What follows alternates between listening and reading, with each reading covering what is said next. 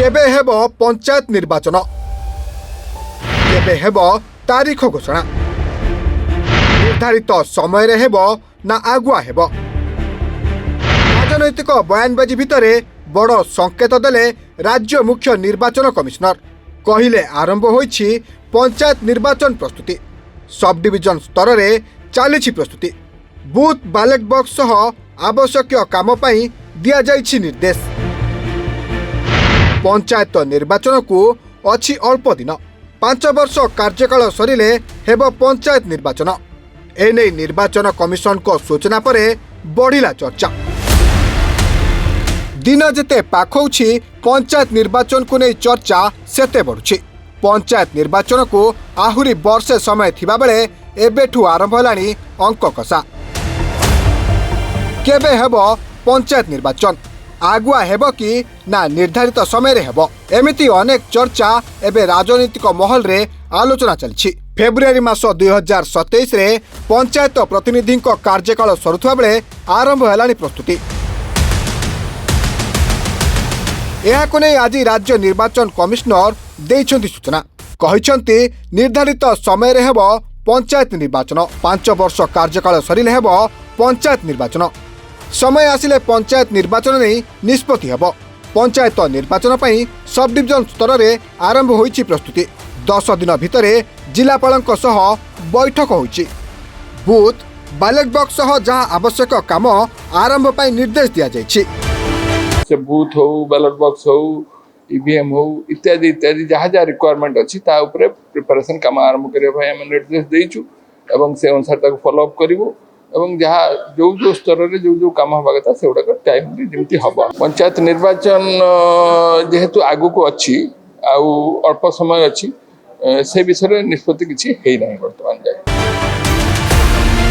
सेपटे पंचायत निर्वाचन को नहीं राज्य मुख्य निर्वाचन कमिशन को सूचना पर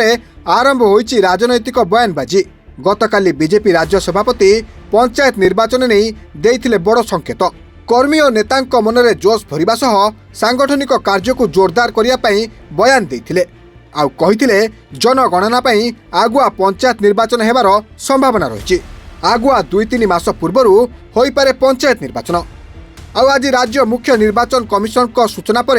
बीजेपी को घेरिछि बीजेडी कहिछि बीजेपी राज्य कार्यालय रे संवैधानिक कथा को घोषणा करागला एहा केउ भली मानसिकता बीजेपी राज्य कार्यालय जेतेबेले कुहागला जे आगुआ निर्वाचन हेबो ताकू आज राज्य निर्वाचन कमिशन मना करुछंती सरकार टिके सामना को आसी कहंतु सेपटे एहार जवाब रखिछि बीजेपी कहिछि दल तो किछि घोषणा करिवो दलीय व्यापार नहीं पार्टी ऑफिस रे घोषणा हेबा सरकार को सुरक्षा और उपदेश देबा दलर काम इस मेंबर जो काम करना है 6 मास भीतर से काम करिवे कारण निर्वाचन 6 मास पर घोषणा हबो तेणु समस्ते जनगणना 2-3 मास एडवांस इलेक्शन हबार संभावना अच्छे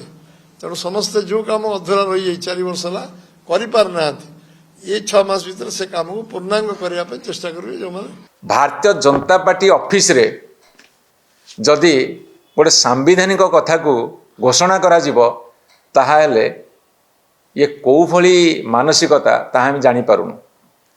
आ सबुठार दुख और परितापर कथा होची भारतीय जनता पार्टी ऑफिस रे गतकाली जेतेबेले कहिले जे आगुआ निर्वाचन हबो ताकू आज स्टेट इलेक्शन कमिशन मना करुछंती